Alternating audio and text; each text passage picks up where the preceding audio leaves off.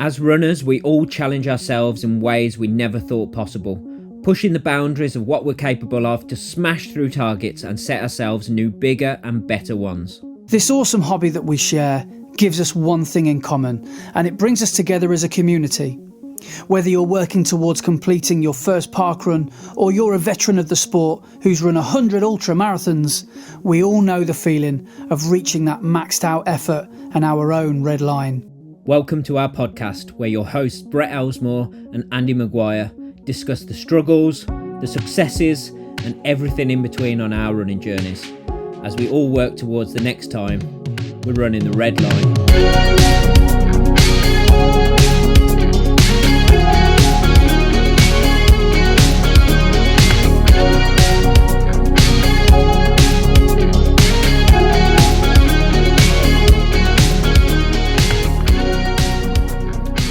Hello and welcome to episode 40 of Running the Red Line. I am your host Brett, and I am here as always with the prawn cracker muncher. Andy, how are you doing this week, mate? I'm on top of the world, mate. It's Friday night, takeaway night, Chinese. Amazing. So good. You just got to treat yourself. I'm still celebrating last week's PB.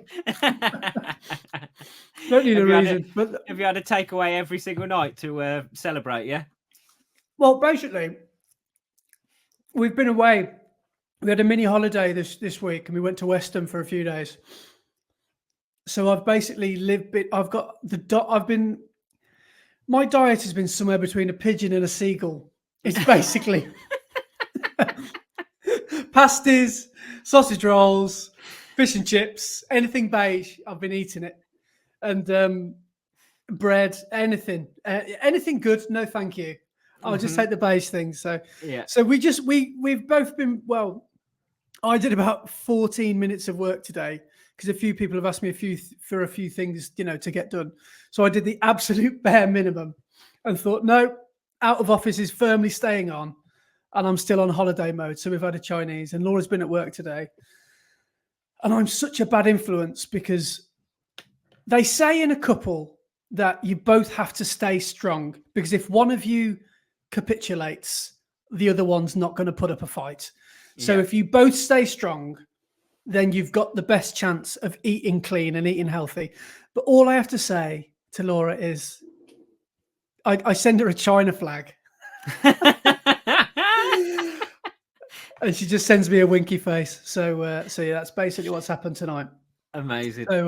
So yeah. Do you know apart from which shoe should I buy, I reckon that's the most common question I get asked, believe it or not, through my YouTube and stuff. What do you eat in a day or during the training block? This is what I eat. My diet is horrendous. I do not deserve any PBs ever. When I think about my diet, my lack of S&C, the amount that I just moan and whinge about hills, I shouldn't be getting any good results. But yeah, this is basically my diet. So if anyone asks, how do you get all those PBs? Prawn crackers, mate. Omega-3. Your supplements for the week. Yeah. But I suppose they're a good. It's all a good source of carbs, fueling your runs. Yeah, carb loading. Yeah, exactly. And I was celebrating. We had a good run last Sunday, and no joke, yes. I've literally been celebrating, because we'll go into this in great detail, no doubt.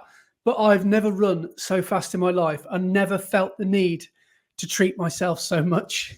I'm so bad for that, because I've got a marathon, for God's sake, a month today, and I can't stop eating. I think it's because I'm peaking, to be honest.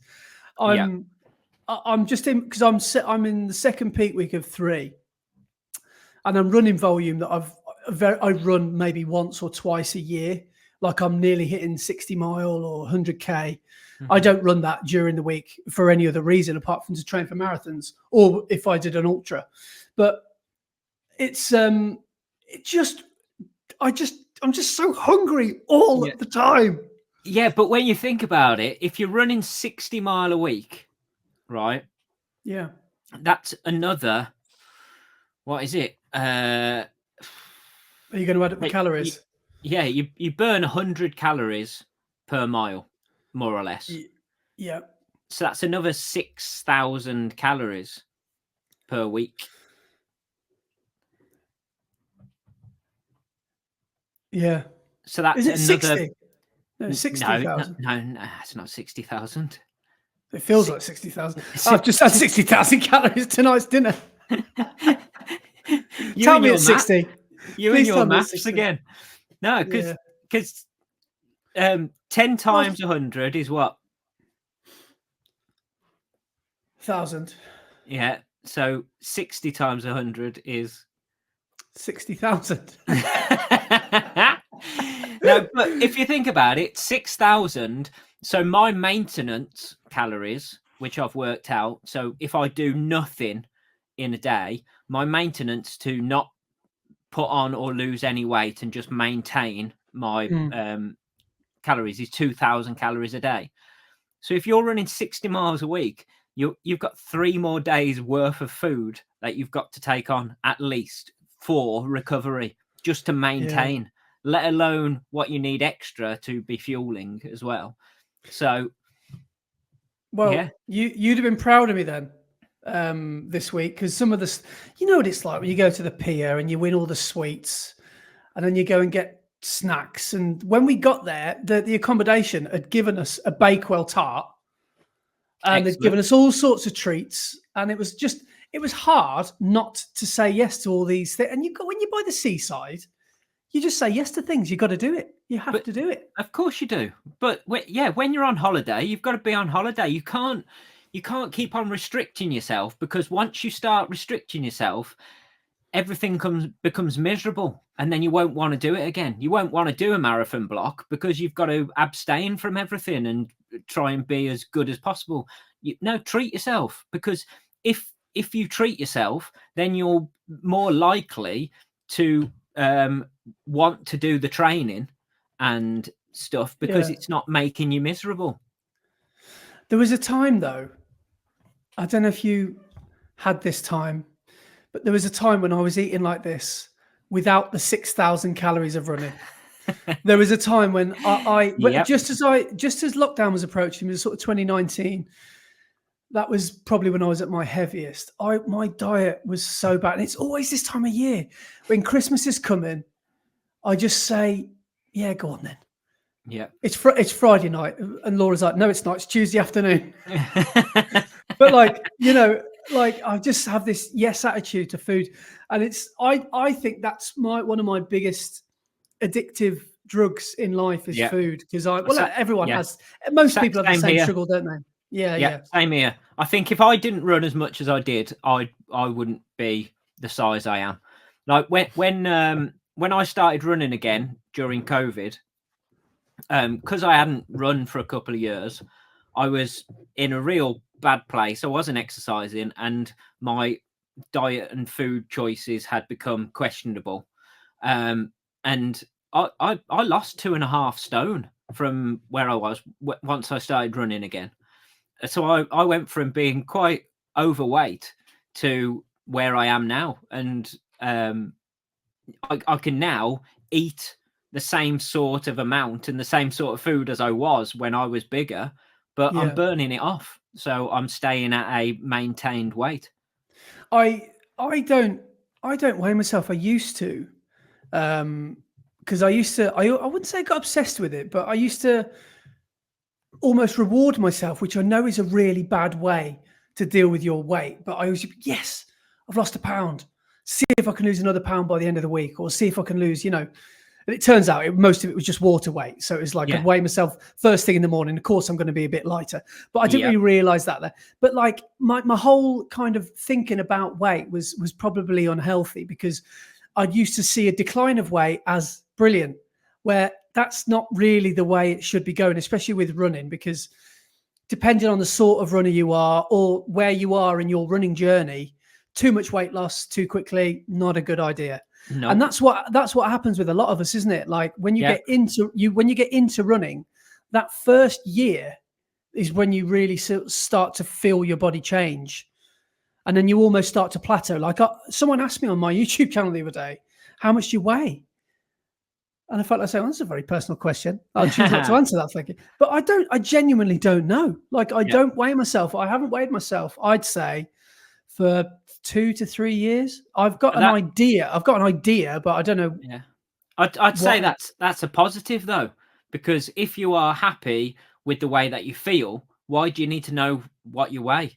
And if you, as you said, you can start to get really like obsessed with numbers and your weight, and being too thin and too light is actually detrimental to your running. Because as an endurance runner, yes, you want to be light, you want to be smaller, but you don't want to be too small that you can't actually, well, you run out of energy because you haven't got the places to store the energy because you're too small.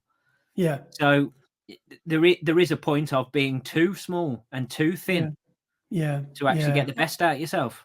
Yeah, I think my weight as I've grown up has always yo-yoed, and weirdly, running has seemed to be the constant that I've needed and yearned for my whole adult life that I never had before, because it kind of is this mediator. You know, I'll have a Chinese now, but I'll go and run 20 mile tomorrow or Sunday, and that will kind of act as a bit. And I know you shouldn't really ever look at your calories in, out in one day and judge it off that. You should really be looking at a wider.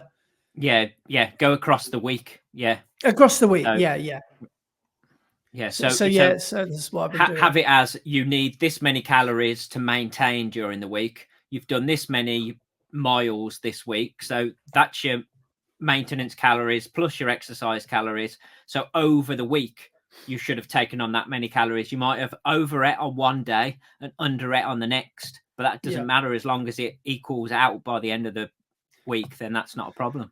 Which is why I've got to run 712 miles this week because of your 60,000 calories. Yeah. So, no, it's been a good week. We had a little few days down by the sea, which was nice. Got a couple of runs in, which was also nice. Good. So apart from that, all good. How are you? Yeah, not too bad. Do you know what? Surprising how sort of okay I feel this week. I mean, it's still not 100%, and my calf still is tightening up towards the end of runs, and my glute still isn't great. But yesterday during session felt okay. I won't say good because it wasn't good, but it was okay, and I'm quite pleased with that. So hopefully I'm still on the trajectory up to getting to 100% again. So fingers crossed. We'll see. But pretty good week. I celebrated on Sunday because someone got a PB, so I celebrated too and treated myself to some homemade pizza. It was good, but it's been a decent week. I've quite enjoyed all my running this week. Yeah, which good. Is different to the last couple of weeks because it's been frustrating. I enjoy every run I do, but it's frustrating when you can't perform in the way you want to perform because your body just doesn't want to work. So when it feels okay, it makes it 10 times better. How do you feel like that COVID's out your system now? I think the COVID's completely out of my system. Yes, it's just trying to get my muscles and all of the bits of my body back to feeling correct after having a week of doing nothing. They needed to remember how to move and take on that much effort and fatigue. So they're getting there. So that's all that matters. But good. Yeah, I think introducing the S&C has helped again as well. So obviously I had those couple of weeks off when I was ill, and the week afterwards I didn't want to do too much. But I've introduced them again. I think it's helping cure, well, not cure, but helping the injuries get better. So because you got you got mega DOMs last week, didn't you? I did, yeah. But this week's not been too bad. It's been all right, actually. Yeah, a little bit stiff first thing waking up in the morning, but you're going to be after a big session and then doing some on the cross trainer and S&C as well. And we got sent a message, didn't we, by KQ, by Cole Quiney, with a link to a podcast about S&C. What was the podcast called? What's the actual name of the podcast? I know it was an episode specifically about S&C, but the podcast is called The Physiology of Endurance Running Podcast. Right. And it is two runners, Dan Nash and I don't know there it is, Owain Zerilli. They have put a podcast together where they're talking about like the specifics of different training and how it affects endurance running, and food intake and fueling and things like that. And I think Dan Nash is running Valencia Marathon as well. So he's training for it at the moment. So they're going through his training and all of the stuff that he's doing in his block. It's probably worth mentioning that he's lightning quick, isn't he? Yes. Yeah. He's is he like 2:18 or 15? Yeah, maybe? I think he's sub 220. Yeah. But he just paced Philly, didn't he, to 225 in Berlin. Yeah. So yeah, he's a fast guy. But to pace 225. I know. Imagine having the confidence to do that. I couldn't even run that. It's faster than my 5K pace. I think that's mental. Yeah. But yeah, so KQ sent us a link to that and I had to listen to it. And they're talking about how for endurance running, you're not going to build muscle in hypertrophy ways. So do you know bodybuilders, they want to put on bulk and they want to define muscles. And when your muscles start showing, that's called hypertrophy. Okay. So the building of the muscles. And they said, if you are an endurance runner, by doing weights, you're not going to really produce hypertrophy. You're not going to put on muscle that shows. It's going to be more about helping your strength during your endurance running. Yeah. And they said to make improvements in your running, it's probably better to lift heavier and do a smaller amount of reps. So rather than doing light weights and loads of reps, lift heavier and do a smaller amount of reps until you get to failure. So taking that on board, I've upped my weights on my goblet squats, and I've actually started using weights on my reverse lunges as well now. So most of my S&C is all body weight. I don't really need any weights for most of the stuff I do. Yeah. But I was using a dumbbell for when I was doing my squats, doing my goblet squats. So just holding a dumbbell up in front of me and then squatting with it. So I've upped the weight on that and started doing less reps. And I've added weights of having a dumbbell in each hand when I'm doing my reverse lunges and drop the reps as well. So before I was doing, well, I only changed it on yesterday's session after listening to that podcast. So we'll see if it makes much difference in the future. But I was doing like my reverse lunges in one go because I was doing them body weight. I was doing 25 on each leg, so just 50 in one go. And then I was doing my goblet squats and doing 25 in one go. Whereas I've got the weights, I'm doing 5 on each leg of the reverse lunges and then giving it a rest and then doing 5 squats and having rest and then doing maybe 3 or 4 sets of that. Right, cool. So I imagine that's going to feel slightly different to your routine because you're going to be you at that rate you're going to be done in half the time, I guess, aren't you?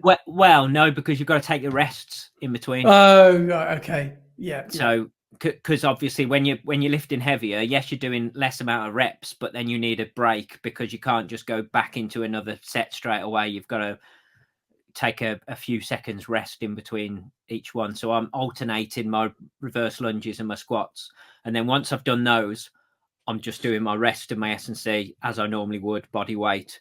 So it's like doing my planks and my side planks and my glute bridges and hamstring bridges and all sorts of stuff like that. So just doing those as normal, but just added a bit more weight into the ones that I can. So yeah, we'll see what happens. So those bodybuilders like Schwarzenegger in his prime, for example. Yeah. So is the premise of bodybuilding? I'm venturing into a world that I know very little about, so this is going to sound very uneducated. But is the basic premise of it? You rip your muscles for them to tear, and then when they repair, you take on as much protein as you can. Yeah. And they repair stronger and basically bigger.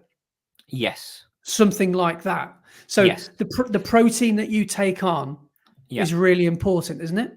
Yeah. And that's what hypertrophy is. So it's basically the building of muscles to make them larger. Right. So it's not so much about the strength and the endurance in the muscle. Well, it is about the strength in the muscle, but it's not about the endurance in the muscle. It's about the size and the weight it can lift. So yeah, when you're doing endurance exercise, endurance running, you don't need that. You need the opposite. You don't want big muscles that are going to fatigue really quickly. You want strong muscles that are going to be able to last for a long amount of time before they're starting to fatigue. So yeah, it's complete opposite.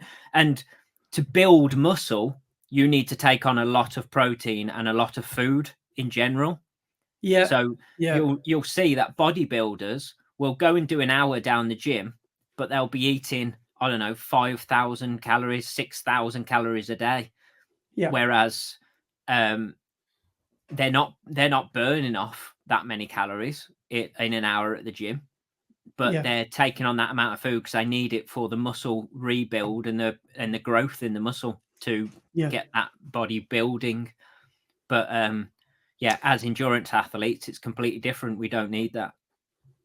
Sounds like a decent podcast then. It sounds like it's interesting. They're delving deep into the science of it rather than just talking about Chinese and prawn crackers. But on the subject of but like people that are very often down the gym and who can hit strong, there's a new YouTuber that I am really enjoying at the moment, who is a pro boxer, but is doing a lot of 5K stuff, a lot of running stuff. Now, this guy's name is Mark Jeffers, and I don't know if many people have watched him or have been watching him, but he absolutely kills me. So he's about a 17-minute 5K or something like that. So he's pretty quick. Okay.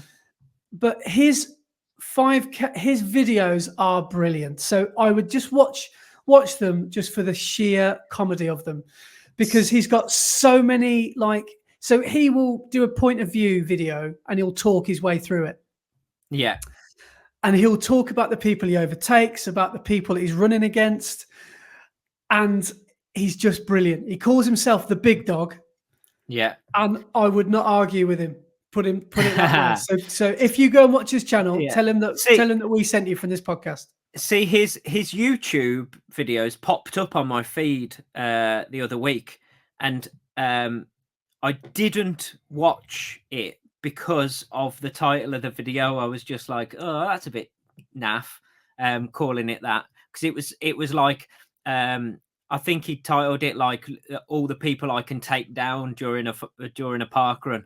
And I was like, oh, that's a bit like full of yourself. But now you saying that, it's obviously tongue in cheek. It's not serious. It is, because he's got a boxer's mentality. He's got a winning mentality. So he doesn't come at it from maybe I'll do well this week. He's like, the big dog's in town everyone get out of my way. And it's really, really good stuff. So it's basically Marmite.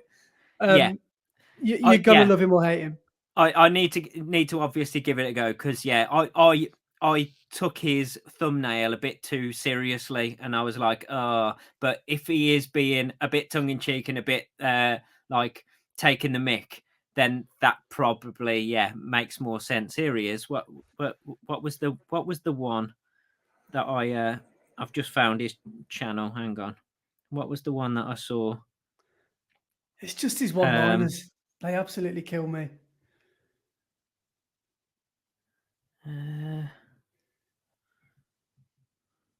Because basically somebody challenged him in one of his recent videos to basically race them in a 5K.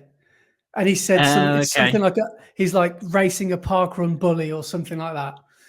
And it's basically someone that just said, come on, you and me, if you think you're quick, I'll race you. And this guy's a triathlete, I think, or something like that. And well, I won't tell you how it goes, but I've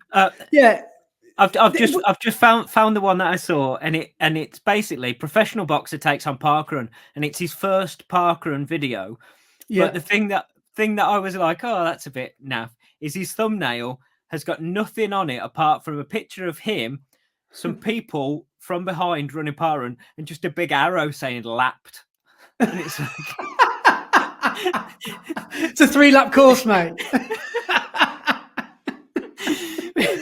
Which when I saw it, I was like, oh, come on, don't be that harsh to people that you've lapped them. But obviously it's a jokey thumbnail, but it didn't come across as a jokey thumbnail because he's really serious on his picture. Yeah. You have to watch his thing, and you, like I say, he's a bit of a Marmite character, but I really genuinely like him. I think he's quite refreshing, and I think a lot of content is not like his. It's quite honest and brutal. And it's what a race or a parkrun looks like from the very front, which I've never really seen. And he's very often going for the first 2 or 3 places, or even the win. And he's just an interesting character. And you just got to remember, at the end of the day, he's a boxer. He's used to getting his face smashed in and smashing everyone else's faces in. So he doesn't take any prisoners in what he says.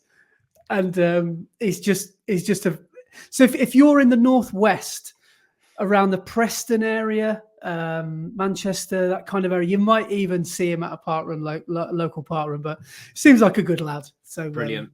I do need to check it out. Now that I know it's a bit more fun than it looked to start off with. Well, he did. Someone's obviously written in his comments, stop messing about with parkrun with people with buggies and chihuahuas. Come and do a proper 5K race. So he did a 5K race, which was the other day, and it was with, like he said, proper runners. He said, in his little accent, he's like, I'm lining up against people here that look seriously, like they need a good meal, and they look like runners, and I'm a little bit worried. So and you'll see he gets properly, humbled in the race, because he's a pro boxer, but he's got skills, but other runners have got skills as well, and it's him navigating this new world, I guess. I suppose it's that whole thing of being a big fish in a small pond. If you stick to the easy races where you've got hobby joggers, then you can look quite good quite a lot. But as soon as you go into a proper race, you'll soon see what a proper runner can actually do. But like, people heckle him in the comments, and like even reading his comments back, it just cracks me up. So like, I'd definitely. He's just a character. It reminds me of like Tyson Fury, or someone who's just like just got all these funny one-liners, and he's I think he's a good work that well worth a watch. Good. But yeah. So excellent. Excellent. Right. So shall we recap a couple of things that happened in this past week? Yeah. I think we should. So the first thing that happened last Sunday, so Sunday just gone, was the Valencia half. And we had Chloe, who appeared on the podcast a couple of weeks ago, running at Valencia half, and she was aiming for a sub 88 minute. So she hadn't ever run sub 88. I think her PB was 88:11. Yeah. Something like that. So she was aiming to run sub 88. And she absolutely smashed the sub 88 and came in sub 86. Crazy. Ran a 1:25:41, which is crazy. That's like a 3-minute PB, more or less. Yeah. I like that because she must have just, she must have gone out hot and just fancied it, just thought, Yeah. I wonder what's on the other side of this if I just lock in and see if I can. Yes, I have gone out a bit faster than usual and faster than target pace. Yeah. But let's just see how we go. So yeah, I like what happened and really pleased for her. Yeah, amazing. Have you watched her video of it? Yeah, I haven't seen her splits or anything, so I don't know if it was all over the place. Knowing her, it was probably metronomic. It was probably metronomic, but no, she I love the ran fact, an amazing race. Because she says in the video on while she's running, she says, I'm not sure because my GPS has gone out with a kilometer marker, so I'm not exactly sure what time I'm on. I'm just hoping I'm sub 88. And then she gets to the finish and goes, I think I've gone sub 86, but I don't know. I'm not sure. And it's not until her partner tells her that she's definitely got it, and she's quite emotional that she's managed to run that fast. But incredible work, Chloe. That is really, really, she's on really good form. Yeah. To have done that, because if she's already, and she said, didn't she say to us, she's like sort of worried that she's been plateauing or she's, but there's no sign of that from her last few runs. No. That's an absolute, considering as well, only 7 or 8 weeks ago, she did Copenhagen and she did that pretty much full throttle. And then she's run 2.5, 3 minutes faster.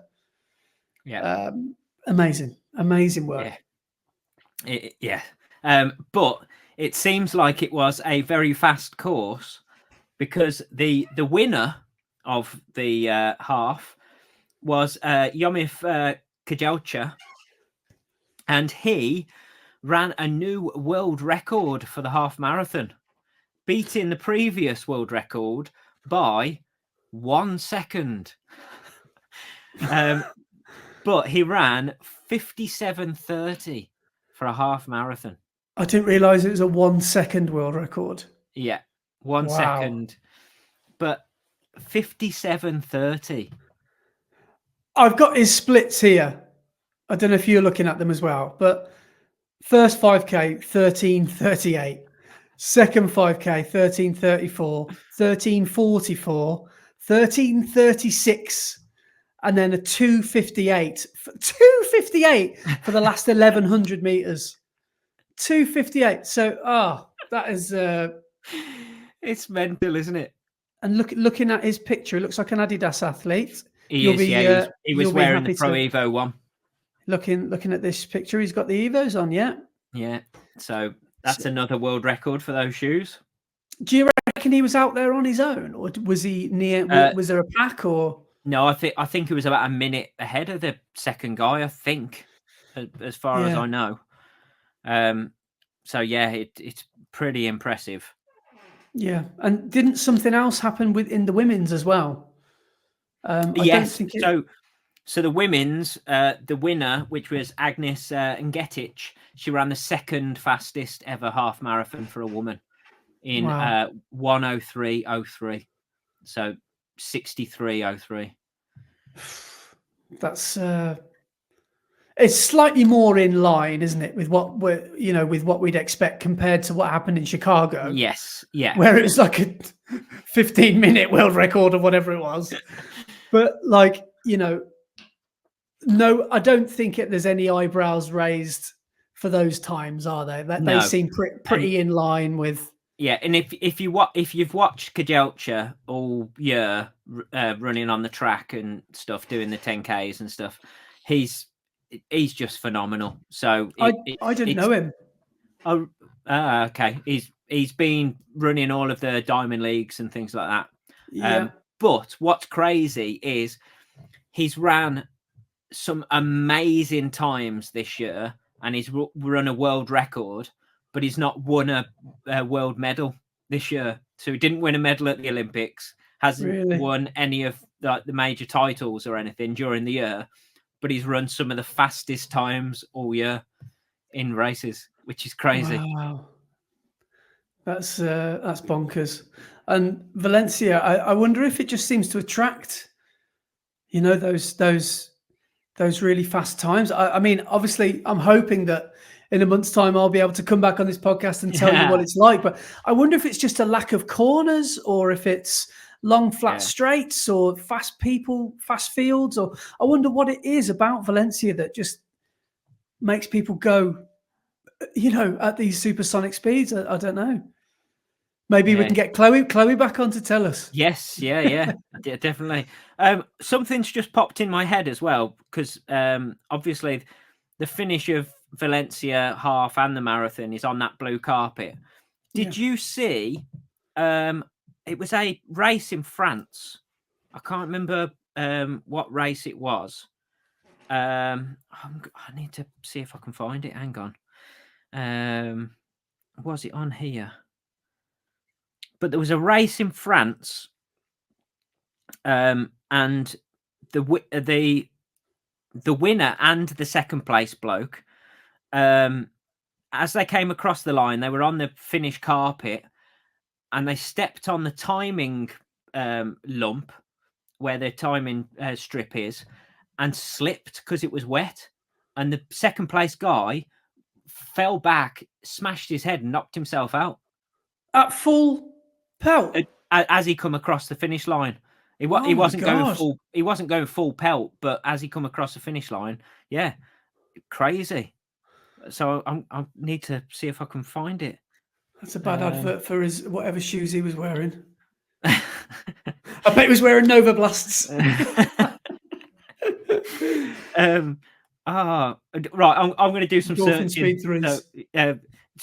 Talk about something whilst I try and find out what it was. Well, a lot of people about Valencia, because of what's happened in Valencia this week, because of the horrendous rain that they've had, and obviously lots and lots of people have literally lost their lives. People are now worried if the Valencia Marathon's even going to happen. I think it will, but that there's a lot of work that obviously needs to be done in that region. So you never know. It could be, the plug could be pulled. But other people have said, well, are you going to do anything else instead? And I haven't even really considered what might happen if the Valencia Marathon didn't happen. But I don't think I would, I know that sounds crazy, but I think what I would like to do maybe is a marathon time trial on the day it would have been if I don't fly out to Spain. Yeah. Rather than book something else, because I'll be honest, I've got no money and it's Christmas and I need money for presents, really. And I don't think I can justify another 800 quid weekend away to some foreign city to run 26 miles. So I don't know. I think I might maybe, if push came to shove and I had to, the race obviously didn't go ahead for obviously those reasons, then I probably would. Maybe just run it round. I don't know what I would do. What would you do? Let us know in the comments. If you were training for a race and suddenly it got cancelled, what would you do? Because you feel like you've built up all this fitness, and it'd be massively disappointed, wouldn't it? If disappointing if you couldn't run. Do I still need to keep rabbiting? By the way, sorry, I can't find it. I'm rubbish. But that's a really interesting question, actually. What would you do? If the race doesn't happen, because you've done all this training, it's not like a shorter race where you can just go again the next week. You're building to that particular day at that particular time. So, because I don't think I could carry on at this level, for another 6 months or 3 months or whatever. I think I would need it. I'd need a rest, because a 16-week block or an 18-week block or whatever people do, there's a reason it's not a 2-year block for a reason, because your body needs to recover after the race, doesn't it? Exactly. And you're building to that particular day. So it's not like, yeah, you could possibly shift it a couple of weeks and go and run another race 2 weeks later. But is your training going to reflect what you could have actually done on the correct day rather than that date 2 weeks later? Yeah. Does it mean that you've actually done a longer block and overdone it rather than actually doing what you should have been able to do? Yeah. I don't know. It's hopefully something I'll never have to give you an answer to, because that would be, fingers crossed. Yeah, that would be awful. But with looking what's happening in Valencia at the moment, they've got bigger fish to fry, really, than they have. Yes. So they had, what was it, 24 hours worth of, no, sorry, a year's worth of rain in, was it 24 hours or is it shorter than that? In 8 hours. Yeah, less than half a day. Hours. So it's obviously a part of the world that doesn't obviously see a lot of rain, and it just got absolutely decimated by it. And I think a lot of the water that came down from the mountains and the hills just came through some of those villages in the Valencia region. And the pictures were just devastating. And I think what literally has caused so many problems is flash flooding, which is so dangerous, isn't it? Yeah. Because you can't escape that. It's terrifying. Yeah. They said because Valencia was so dry, that's the reason it flash flooded so quickly, because it wasn't able to soak in the water because it was so dry. Whereas, it's like a sponge. If you get a dry sponge and pour water on it, more water will go off it than actually goes into the sponge, because the sponge needs to be damp for it to absorb water properly. So all of the ground in Valencia, obviously was so dry. It was like a rock. Warm. It's just run off it straight away, which is it's horrendous. And, I saw on Chloe's Instagram stories her trying to get home. So Valencia Airport, when the news was emerging about the bad weather, her flight was supposed to be, let's say, 12 o'clock in the afternoon, got delayed till about midnight, and then it got cancelled, and then they had a power cut in the airport, so it all went pitch black. And then at 3 o'clock in the morning, they all got turfed out because there were like no flights in the next foreseeable future. So you've all got to go. So then she had to go and check into a hotel and an Airbnb in the middle of the night and did an all-nighter. And I think she's still there. I don't think she's even got a chance to come back yet. So, so it's dire out there. It sounds like it really is dire, like the travel situation. So, but like she said on her stories, it's like her inconvenience pales in comparison to what's happened to a lot of people. Yes. Yeah. But it's just chaos out there. It's bedlam by the sounds of things. Yeah. But I've got something else. If you're still searching for something, I can just quickly mention. Go for it. Shout out to 2 people that raced last week. The Stratford 10K, Stratford upon Avon. Yes. Friend of the podcast, Mac Ashworth, coming in hot with a new PB, a new 10K PB, yes. 43.27, which is a 30-second PB, because he grabbed himself a PB in the summer because here in Worcester, around the racecourse where the Parkrun is, there's a 10K on like a Wednesday evening, Worcester Pitchcroft 10K, and I think he did really well on that, and he ran about 43.50 something, I think. So he went out a little bit hotter than that today on the Stratford 10K. And looking at his splits, he did pretty well. He managed his splits really, really well. There was nothing more than some of his splits were 420, 414. His slowest one was 430, 431. So it was only a 16-second swing, really. So he's done absolutely amazing. And he finished with a really, really big finish and grabbed himself a PB. And also, well done to Sam Bauer as well, who also did the race. I'm just trying to desperately find out his time.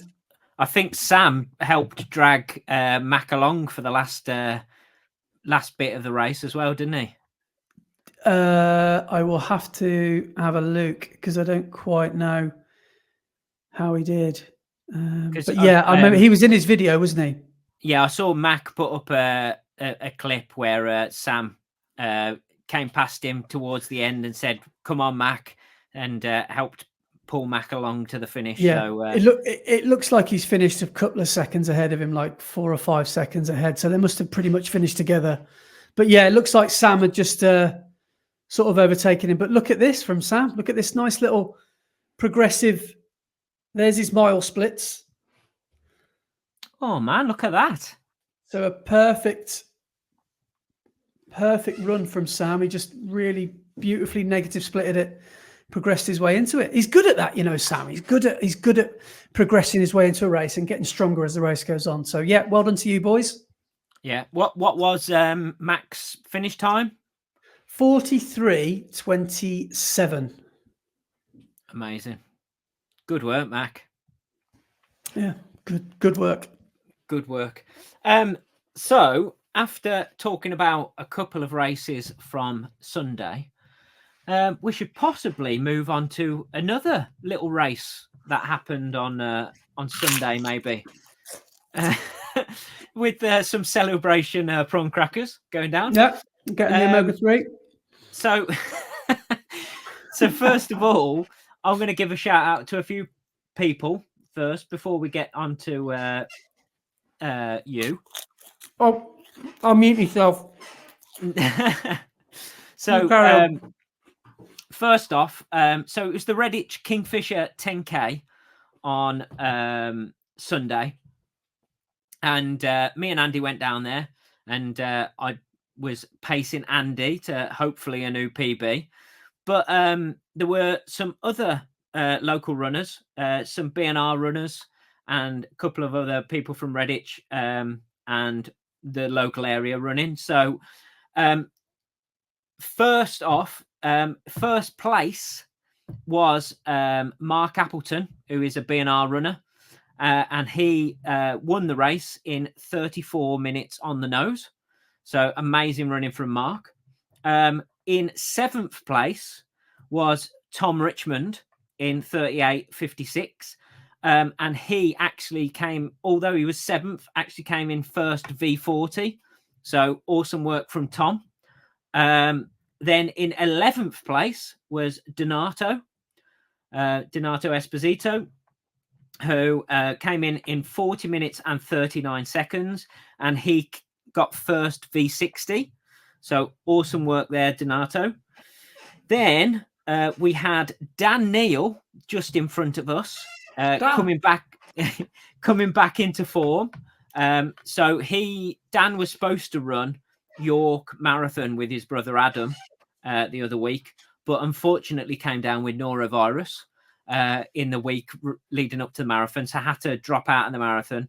So he's been trying to get back into it, and he actually said it was nice to feel human again after running the 10K on Sunday.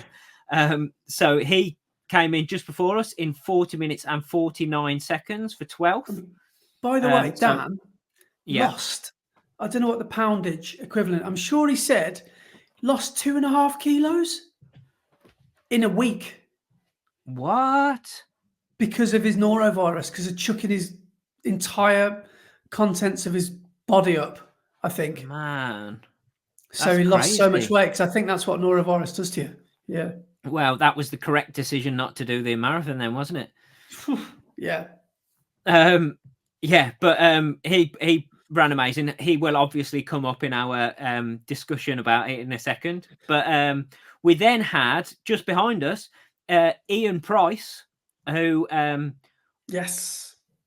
in with a brand new PB of 40 minutes and 58 seconds, which I think is just over a minute of a PB, which is amazing work.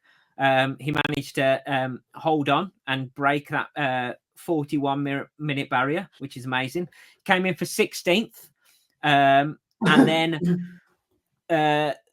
another B&R runner was Matt Henney, and he came in 21st with 42:34. which he was quite pleased with. So yeah, well done to everybody who ran on Sunday. Good little race, wasn't it? It was a great race. Really good event. I really enjoyed it. The atmosphere was good, really well organised. But we had our Andy Maguire running the Kingfisher 10K, trying for that PB. Now, your previous PB in the 10K was 44 minutes and 20 seconds. Yeah. But during Cardiff, you broke 44 minutes twice in the first and last 10K, didn't you? Yeah. So that was that at Cardiff. That was the moment I realised. I probably knew that before, but that was the moment I realised that I really needed to have a good go at a 10K. And I knew that with the Redditch Kingfisher upcoming, I thought, yeah, that's the perfect time to have a good go. Yeah. So, because you'd broken 44. What did you run for the second half of the Cardiff half? 43.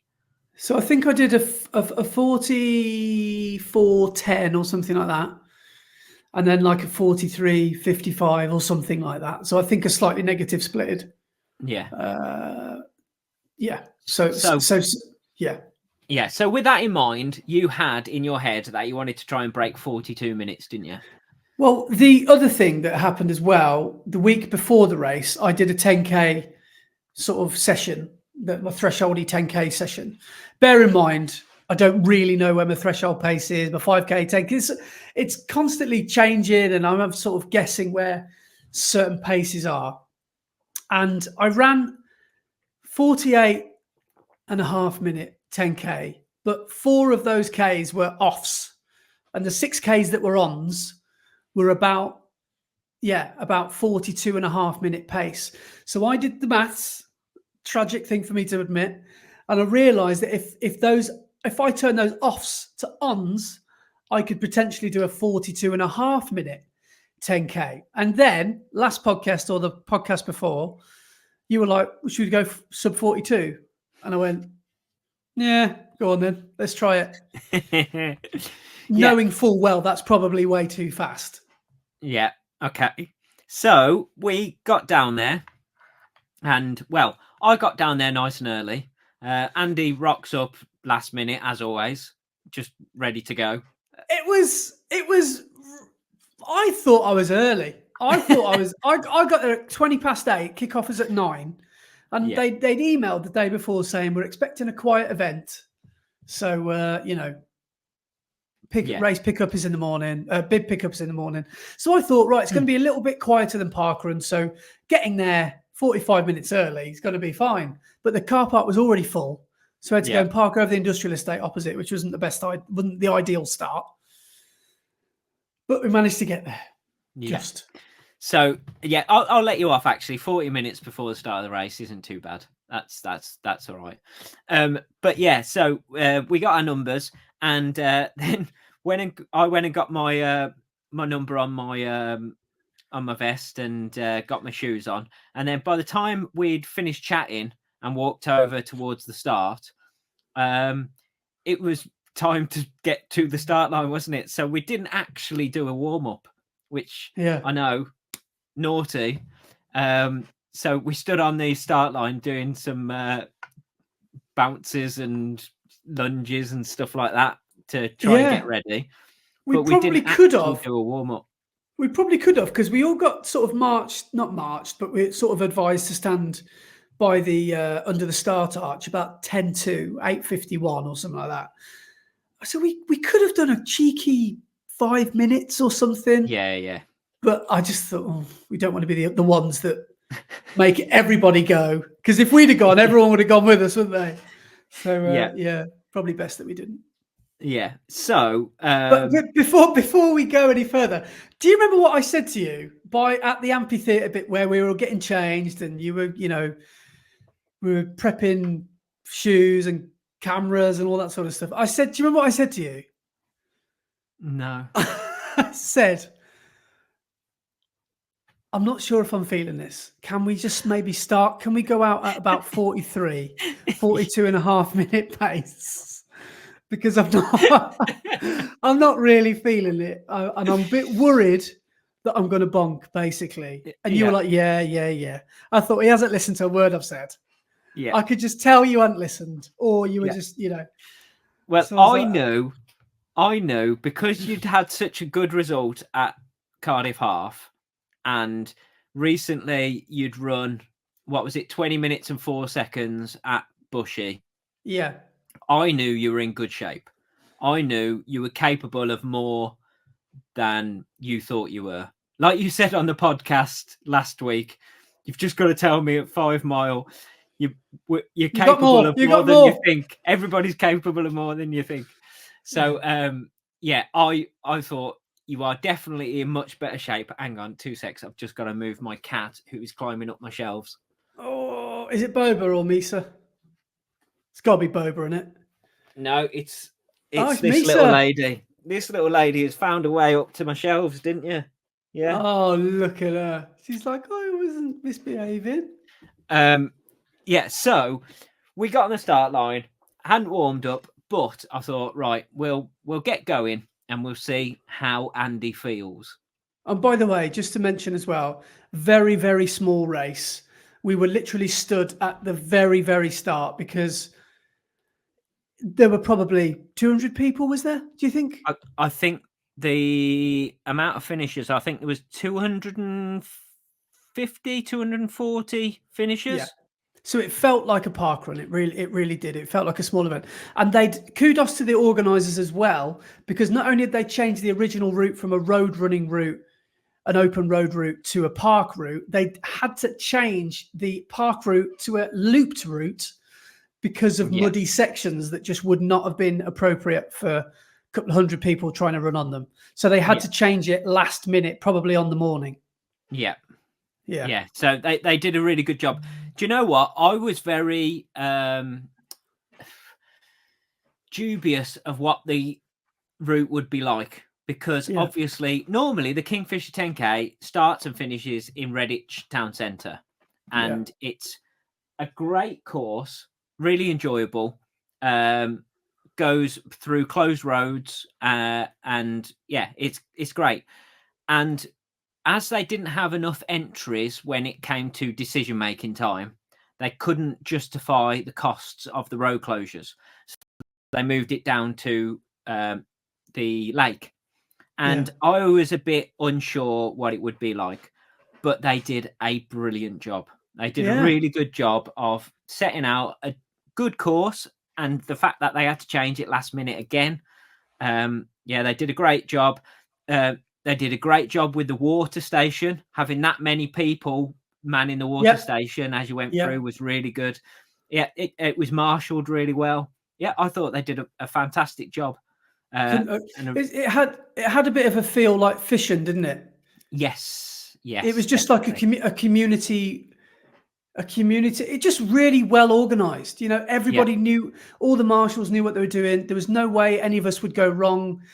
Like, for example, the first lap and the last lap was slightly different, but there was no, you always knew which way you were going. You didn't think, like that happens all the time in other races. But it was, everyone knew what they were doing, and it was like everyone was perfectly briefed. I was chatting to Matt down at session yesterday about it. And he said one of the things he really liked about it as well was the fact that it was a chip times race, but you could get your results online instantly as soon as you cross the line. And he really liked that, the fact that you weren't waiting days to find out your actual official time. It was there instantly straight away. So that was good as well. But we stood on the start line and I thought, Andy's got more in him than he thinks he has. So we set off, and I'm gonna explain my first mile and then what I was thinking, and then I'm gonna let you tell the story of the race from your point of view. Okay. But we set off, and obviously it's a race, so we set off a little bit hot, and we were a little bit ahead of schedule time wise. And I looked at my watch as we were about half a mile in, and I thought, we've gone off a little bit fast here. And we got to the end of the first mile, and I looked at what the time was for that first mile, and I thought, that is a little bit fast for what Andy wants. But looking at him, he looks like he's controlled. He looks like he's incapable of keeping this pace. So I'm going to say to him, I'm going to ease up a little bit, but I'm not going to ease up. And that's exactly what I did. You cheeky. So I said, I remember saying, oh, yes, we've got a few seconds to play with, so we can ease up here. We'll ease up a little bit. And you were like, yeah, okay, cool. I didn't ease up. I just went the same pace as we were running.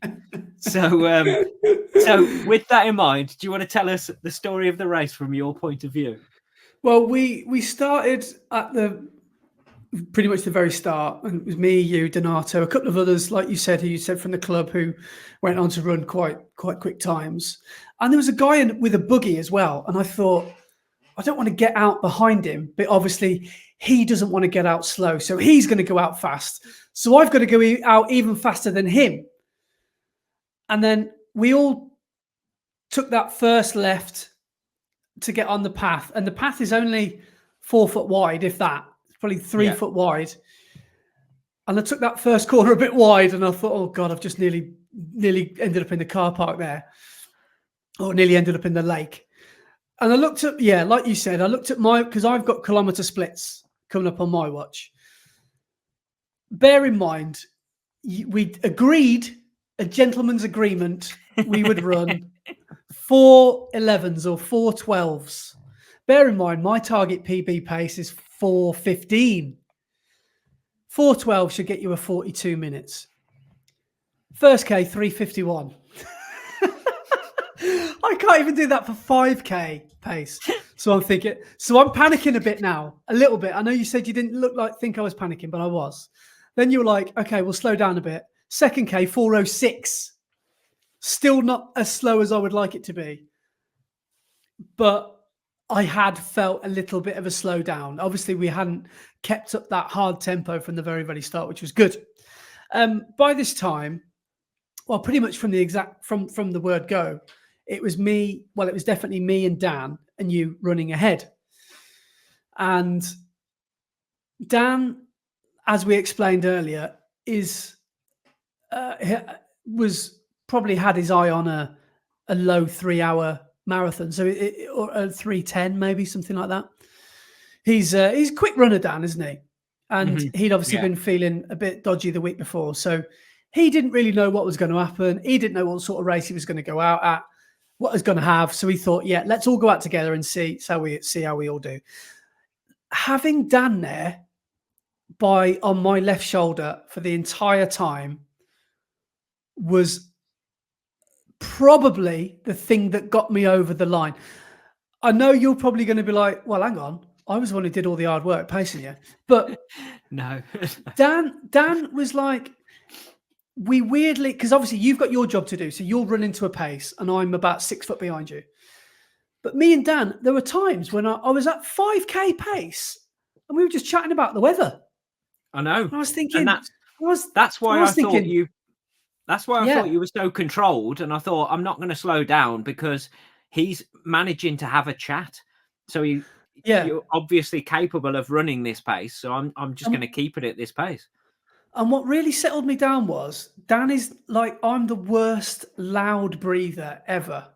Like Laura's probably instructed divorce lawyers. It wouldn't surprise me because of my bedtime breathing. I'm the loudest, deepest breather ever. So if I'm out of puff, you'll know. But Dan just sounded so relaxed. And when you've got someone running by your side who doesn't sound like they're struggling, well, you can either take that as, okay, I'm, oh God, I'm nowhere near as good as you. Or you can keep it as, well, if he's doing okay, I can do okay. All I've got to do is settle myself down. So then, we had some little chats and stuff. And then we went through 5K a lot quicker than I expected. So my watch actually said 5 seconds faster than yours. So I don't know where the discrepancy is, but my 5K split was 20:20, which would have been my second fastest ever 5K.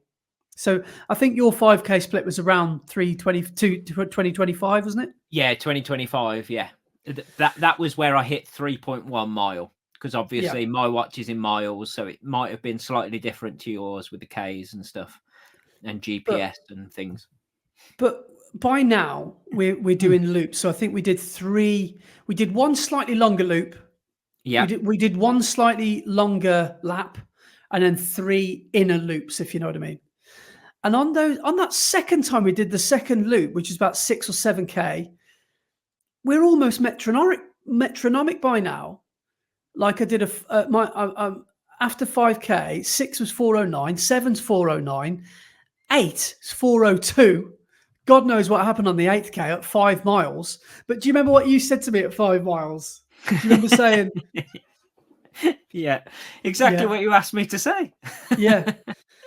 But I was actually thinking, I'm actually feeling okay. Like, I'm not feeling as bad as usual. So I'll take that as a sign that I can crack on a little bit. And then we got to 9K, I did 406. And then we got to what you affectionately call, or what's affectionately known as, Cardiac Hill, which is we did this 3 times, which is a little bump really. But anybody knows that the faster you run, the harder you feel a hill. And that's where it obviously gets its name, because it's a little short, sharp hill. Yeah. And it's not much elevation, is it? But you feel it when you're running pretty quick. And that's when you said to me, what do we do now? And like a little teacher-student relationship that we've got, I said, elbows and knees, sir.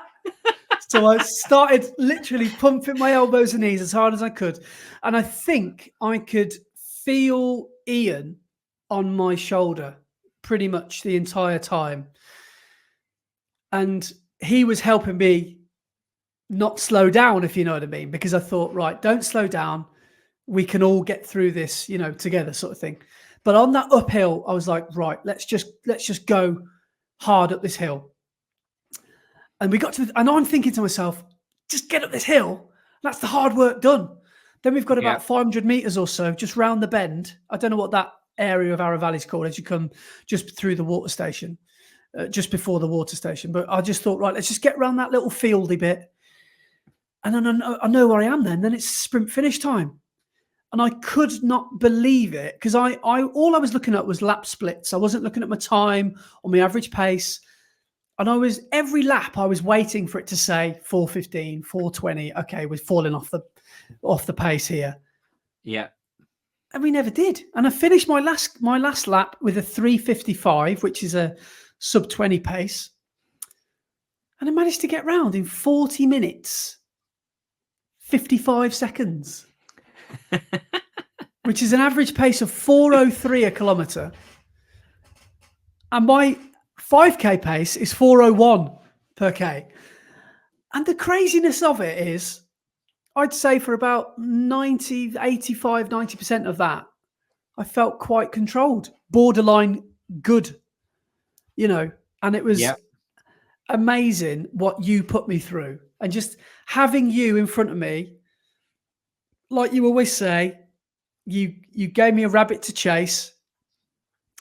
And it's almost like when you pace me, I don't know what it is, but I just feel like a different part of me gets almost unlocked. A part of me that doesn't see the light of parkrun or training, or, it's like I think what it boils down to is, I don't want to let you down. I think that's what I think that's what it is. And I don't want the shame of having a really bad race in front of you. I think that's what it is. But whatever it is, it works. And for some reason, Dan helped out massively. But having you there, and for the first time ever when you've paced me, I don't think you got too far ahead of me. No, at many places. I didn't have to give you any encouraging words for the first 5 mile, because you've stuck on me like glue for those 5 mile. And normally I'm having to give you a bit of encouragement and go, come on, Andy, we can do this. You're on pace. Come on, keep going. but I didn't need to say a single word of that for the first 5 mile. It was only the last mile where I was like, come on, dig in now, because we got this. Yeah. But it didn't, I don't know what happened, but it didn't ever really feel out of sight. I certainly didn't know we were going that quick. I thought I was going to come in at 41:50, not 40:50. Like, I didn't realize we'd gone sub 41. So when you told me that on the finish line, I was like, what? I could not believe that. And I even managed, I think, to do a bit of a sprint finish, or at least tried to anyway. Yes, you did. Which is really, really hard. It's not easy when you do a half marathon, but it's easier because you've got a little bit there to go. And a sprint finish is considerably quicker than your half marathon pace, I think. But a sprint finish for me is not that much faster than my 10K pace. So God knows how I'm ever going to do a sprint finish for my 5K. But yeah, I even managed to just find something extra as well. And it was just amazing. So yeah, thank you once again. Dude, for getting me over the line again. All I did was run at a pace and let you follow me. You did the hard work. You had to run the thing. So 44:20 was my original PB.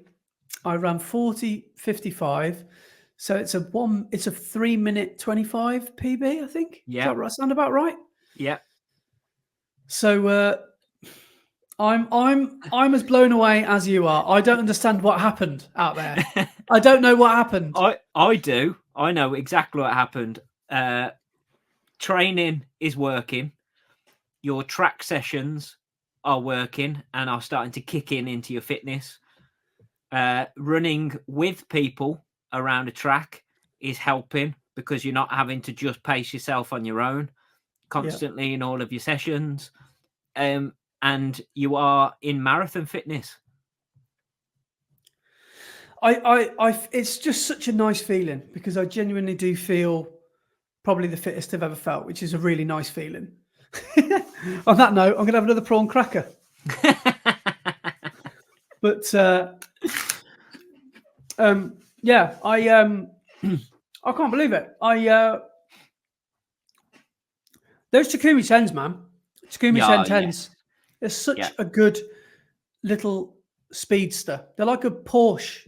They're like a little sleek Lamborghini, aren't they? They're not like, I can't really explain what sort of sports car they'd be because they're not like a Ferrari, are they? Like a Vaporfly or an Alpha Fly, which is like a big look at me kind of shoe. The Takumi is quite a sleek and slender shoe, isn't it? It's quite a but it just really does the job. It's such a good shoe. And I know we bang on about this all the time, but perhaps the greatest shoe ever made. Oh, mate, they are my top of the pile, number one shoe. My favorite shoe ever made, the Takumis. So they're really, really nice. So but yeah, one thing we didn't mention is I said, and I feel bad about this now. I said to Brett, I said, can you, I haven't got it on the pole, but I was like, can you hold my GoPro with the selfie stick on it? And Brett's video for this is going to come out in 2029, but he was filming it as well. So he's filming forward with his, Insta Go 2. And he's filming backwards with my camera. So he's running like some sort of samurai wielding kind of somebody about to ride into battle at 10K pace. Well, for me anyway, because how far away from marathon pace was that for you? So my marathon pace is my marathon pace for Manchester was 6:41 a mile. Yeah. And we ran what did we do? 6:35 was it? Average. So not far. So it's like a few seconds a mile. Yeah. Right. So I don't know how that felt for you, but it felt quite quick for me. But like you running at that speed, watching you with all those different cameras was quite a sight. So it was quite a skill. We ran an average of 6:33 a mile. And I think my marathon pace was 6:41. So 8 seconds a mile. Because we did Bushy Park in 6:31, didn't we? Or 6:30 a mile. Yes. Yeah. Something like that. Maybe 6. Yeah. Yeah. So yeah, I've just been doing some maths as well, because apparently the calculation for your 10K time is your 5K doubled plus a minute. So if we take a minute off your 10K time, and then split it in 2, your 5K time should be 19:58. Really? Yeah. See, running that, when I saw it said 2020, and me and Dan are just chatting about, what we're going to have for dinner tonight. I genuinely was aghast. I thinking, I can't believe we're running that fast and we're only halfway. But also, I can't believe we're running this fast and it feels okay. So if I'm on good form, if my legs feel fresh, put your money on Andy Mag to get a sub 20. So I just don't know when it's going to be. So I haven't decided when to do it. But by the end of the year, I guarantee, you heard it here first, I will deliver a sub 25K for the podcast. I am promising you this. I will do it. I will do it. Yes, you will. 100%. It's going to happen. Because I think that it's so funny, isn't it? How a race can just make you feel 10 feet tall. I felt so confident afterwards. Especially, I was almost a bit surprised when you were telling me my time. But I think when I was seeing my times go round and it was like 4:07, 4:06, 4:05, I was like, these are times that I used to dream of. These are times that I used to do. I couldn't even manage for intervals only 6 months ago, 3 months ago. Sometimes, well, the other day when I did intervals, I couldn't hold those paces. And now I'm doing it in a race and I'm 7 or 8K in. Yeah. What is happening? What is happening? And it's like, it's just an amazing feeling, isn't it? To just feel that bit of speed being unlocked. And but I will say this to anyone though who has never done this, and I don't want to toot your horn too loudly, but run with a fast runner like Brett. If you know anyone, if you're what you deem to be, how do I phrase this? If you want to go for a certain time, a 5K or a 10K, try and get someone much faster than you. Try and talk them into them pacing you, because it really, some of the things I've learned off you over the years, I know it's stupid, we talk about elbows and knees, but little things like that, like attacking the hills, like attacking the uphills. It's little race nous like that gets you through, isn't it? Like I used to pull back on hills, and that's not the way to do it, really. Yeah. You just got to get up them. Yeah. And when you do hit a hill and push it a little bit up there, when you get to the top and that crest of that hill, if you keep that same effort, you feel like you're absolutely flying. Yeah. And you are, because you've now hit the flat and you're going on the same effort and you're flying down the road. It's amazing. Yeah. So I would recommend, let's say, for example, you're at about a 25-minute 5K. Try and get someone like Brett who's run a sub-3 marathon to pace you to whatever time you want, because they will do it with such ease that it will give you confidence to make you believe that you can do it. And you'll learn things from them that you just didn't, that you feel like, why didn't I know this the whole time? But sometimes you need someone much faster than you to kind of almost show you the way, which is why, like you said about track, I think track has really helped me, because seeing those fast kids that lap me every week, I just think, how are you that fast?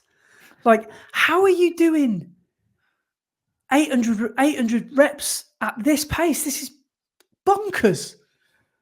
But they must have started somewhere. And it's like, but it's not it's not like you've got to get that ego and that jealousy thing out of your head. What you've got to get into your head is, what do I need to do to get where they are?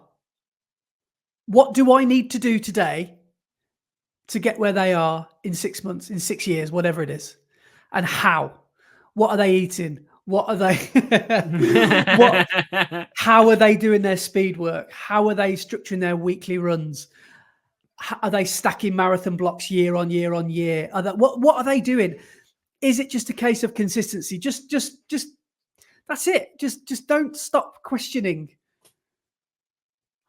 how things are done, because you will get there. And I feel like I'm slowly getting there.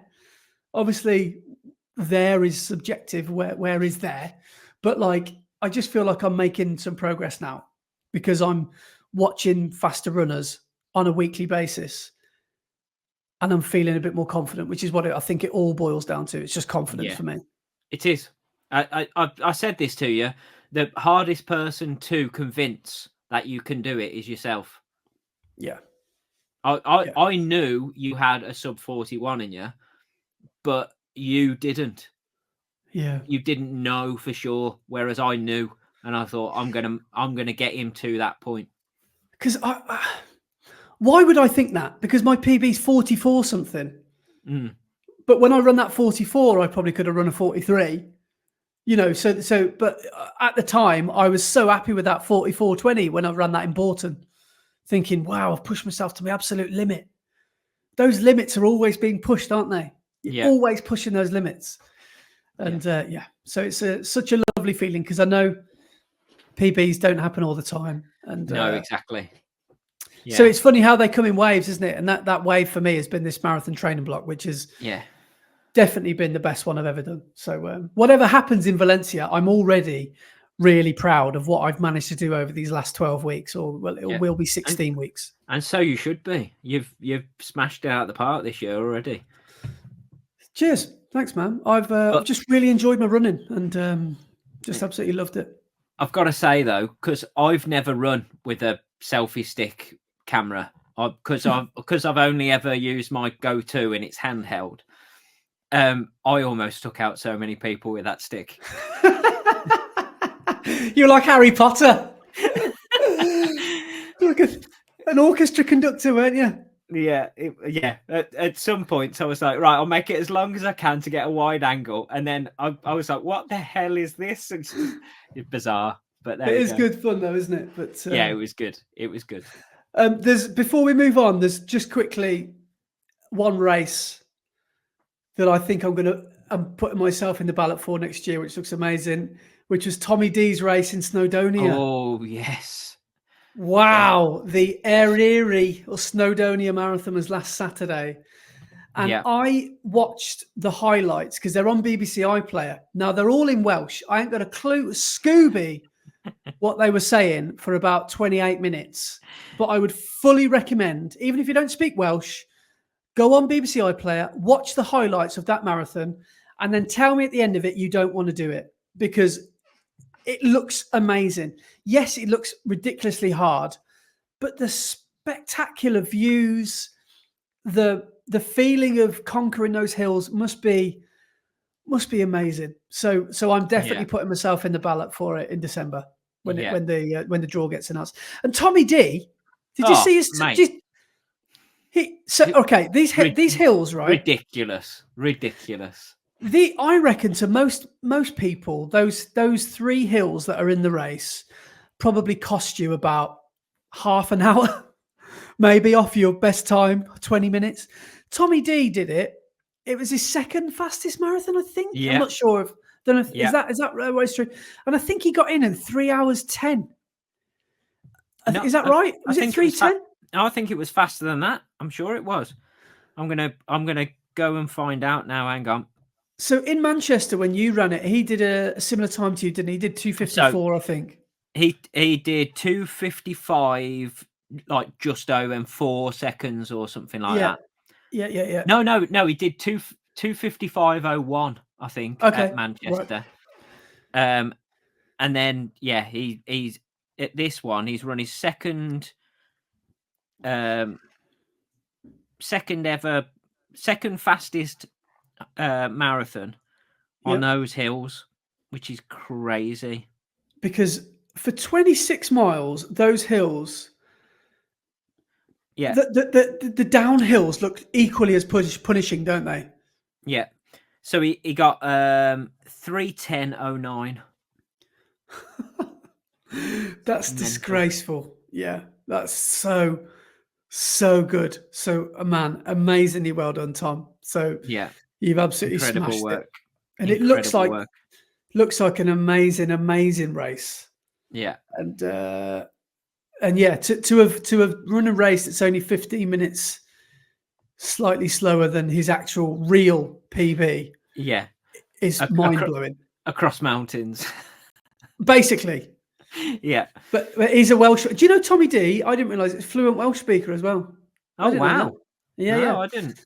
So yeah, there's a little not very well known fact about Tommy D. So yeah, and he's Welsh, isn't he? That's why he's done so well on the hills. Yes. Because he's like a mountain goat. It's just a hereditary thing being Welsh, isn't it? You're just born to run up hills. So, yeah. But yeah, amazing. One of the guys from BNR ran the Snowdon Marathon as well. Rob Mole. Yeah. He ran a 3:44. So well done, Rob. Nice. Rob is a serial marathoner. He went and did Parkrun in the morning. Is this Moley? Yeah. So he ran Parkrun in the morning and then went and did the marathon in the afterwards. Well, what a hero!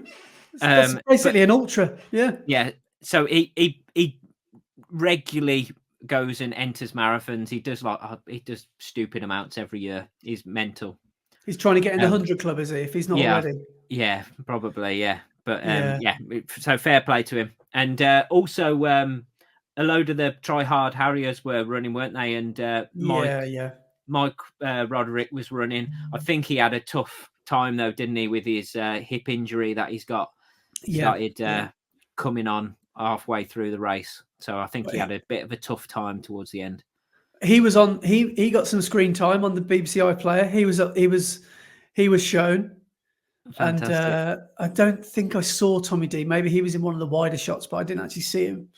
But yeah, the whole thing looks amazing. Yeah. So yeah, go and watch those highlights. I would definitely recommend them. Nice.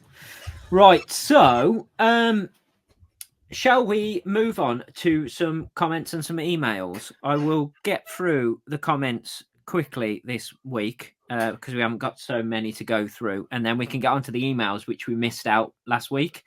Yeah. So where did we get to?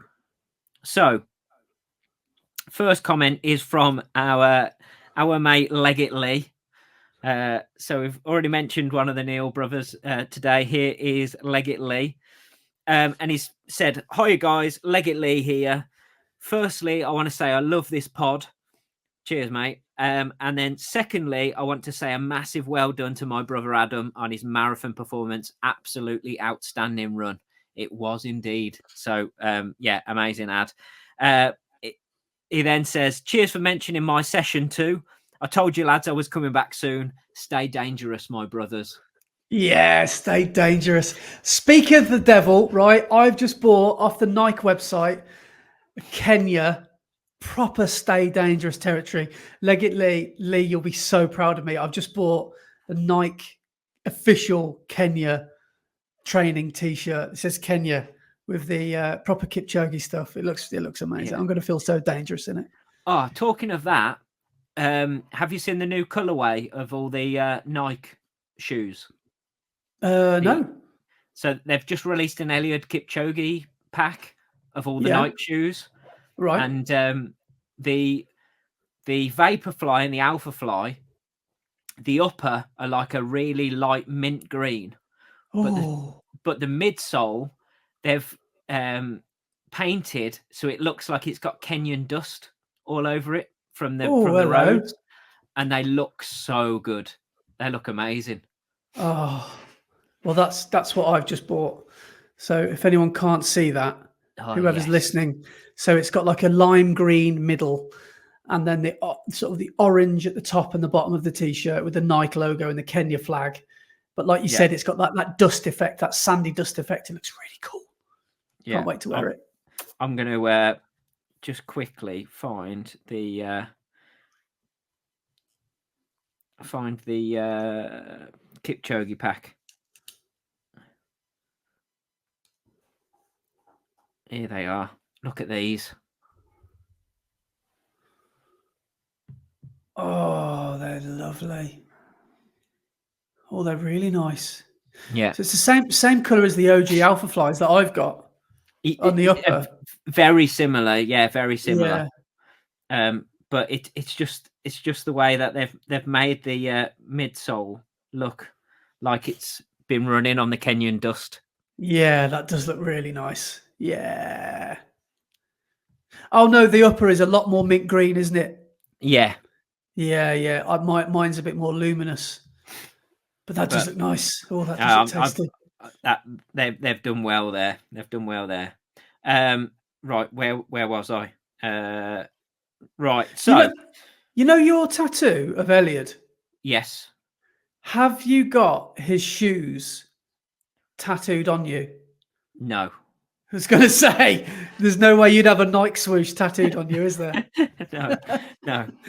Right, because I know you had you've got his picture, but I didn't realise. Yeah, no, it's just a portrait of his face. Yeah. I can imagine the tattooist, and you're like, no, stop there, stop at the ankles, stop at the laces. The laces are all we need. Just imagine who's running through some grass. Yeah. Right, so the next comment is from Mark Hurdy-Gurdy, and he said, I agree on the hills debate. You can gauge your fitness in a marathon training block by your mentality to hills. At the start, I always dread them coming up in my run, but at the end of the block, I always look forward to them. So, yeah, I agree completely. Yeah, the hills will get you strong for a marathon block, 100%. So you are doing the right thing, Andy. Definitely with your hill running. Yeah, cool. Cheers. And then we also had another comment from Mark on the episode with Chloe. And he's put, great podcast with Chloe. Just minding my business on the tram into work, listening to the pod, and I'll get mentioned on the Say Sky Shorts chat. Not only are the tights great, but also the 2-in-1 shorts, which also has a gel slot inside the back of the shorts on the waistband, as well as 2 times thigh pockets within the undershorts and a zip pocket at the back of the shorts. I do love Say Sky gear and I recommend it. So that sounds like there's pockets on pockets on pockets on the 2-in-1 shorts. So yeah, they must be good for carrying everything you need. I like that because it sounds like Say Sky are a running brand designed by runners. If you know what I mean, It sounds like, they're it's got some really nice kit.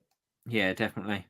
And then we had a comment from Christopher Hayden, and he said, "Sadly, no PB for me at Stratford, guys."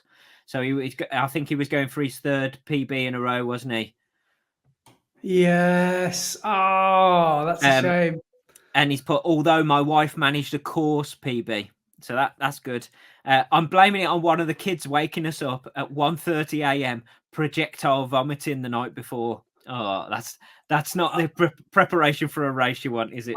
I think that's an acceptable excuse. Yeah, definitely acceptable. And then he said, on the marathon front, just wondered if you guys had watched the 6-star stories on here yet. Very inspirational stuff. I haven't, but that obviously is one we should possibly put on the watch list. So the 6-star stories on YouTube, which I guess is about the getting 6-star medal from the majors, from the major marathons. So that will go onto the watch list, Christopher, definitely. Cool. And then the last comment we've got is from Mike Harding. And he says, hey guys, been following the pod and the videos from Andy for a while now. Recently picked up on your channel also, Brett. Got to say, it's massively inspiring to be able to get to see your journeys from humble beginnings, as it gives people a glimpse at what they might be able to, what might be if they stick at it. Love the stories and the chat. I have a question for you guys. Not sure if this is the right place for it. I have a marathon on the 5th of Jan. Then I'll be away on holidays for 2 weeks. And when I'm back 2 days later, I'll be running the Warwick Half. Can't wait to run in my hometown. The holiday is somewhere snowy and very cold. It's looking like there is no option for running at all whilst I'm away. My question is, how do you guys deal with holidays away, especially if you can't run? Already thinking I'll just be jogging round the half. Thanks, guys. Keep up the great work. So what do you think? Ooh. So he's in the running a marathon on the 5th of January, and then straight afterwards away on holiday for 2 weeks. And then once he gets back from holiday, 2 days afterwards, he's running the Warwick Half. Well, in a weird way, works out quite well because he's got some nice holiday recovery. Yeah. Some nice scenery, some nice, some snowy, sounds like you're going skiing or something, or hiking, I don't know. But that sounds very idyllic. And then you're getting back into the half when you get back. So it's like a taper. I don't think that marathon fitness is going to go anywhere unless you fall off a cliff with you don't leave the house and you eat prawn crackers like I am.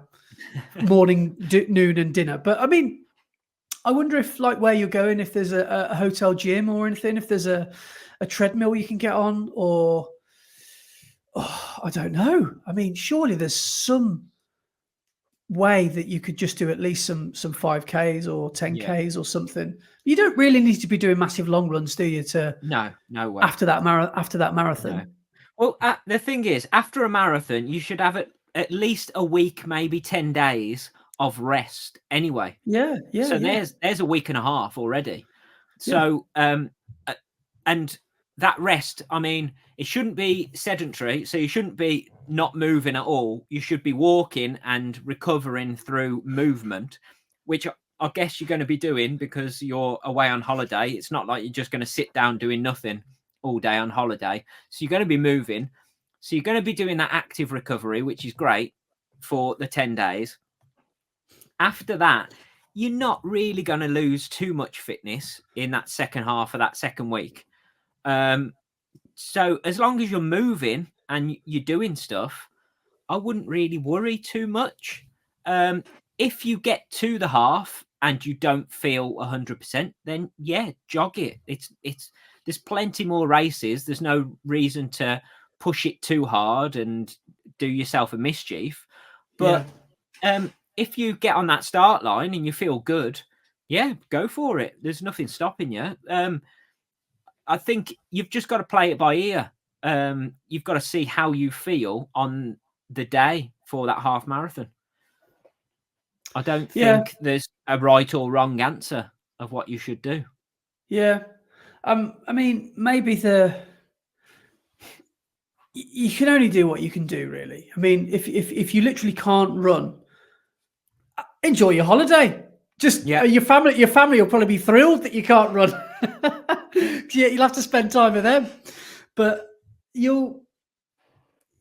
just take it as maybe like a just forced recovery, really. With take the little runs that you can. I've never really been in a situation, because I normally, whenever I go away on holiday, I normally seek out those runs.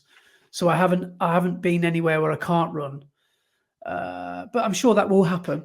But I can't imagine how frustrating that must be when you want to go for a run and you can't. But hopefully you can get access to a treadmill if you have to. But I think the main thing is just prioritize recovery and don't worry so much. And you'll probably be a lot fitter than you think you will be going into the Warwick Half. Yeah, definitely. Yeah, just enjoy yourself. Enjoy the fact that you've just completed a marathon. Enjoy the fact you're on holiday, and don't worry. Don't worry about the running. The running will come back. It's time to relax. Get on the PB prawn crackers, mate. Work for me. Am I ruining my marathon tonight? I think I am. So those are all the comments we've got. What emails did we miss? So we've had a couple which we haven't read for a few weeks. And we've had one, where are we now? 13th of October, for a good few weeks ago. And this is from the other side of the world. And this is to Andy and Brett, or I should say, Indy and Brit, because this is from New Zealand. So, but I don't think this guy is actually from New Zealand. Okay, so this is from Jordan Knapp. And he's put question for the pod, brackets, apologies, it's a long one. So I'm currently in New Zealand as I recently moved from the UK this year. In a few weeks, November the 3rd, which is 2 days' time, sorry, mate, I will be running the Auckland Marathon and hoping to get a big PB. Maybe possibly go 3:30, as my first marathon was Manchester 2023 with a time of 5:36. Then Manchester again 2024 with a time of 4:26. Oh, But with Auckland Marathon, I've been consistently training since May to build my aerobic base as well as strength training 5 or 6 days a week, which I never did for previous marathons, even to the point of going sub 20.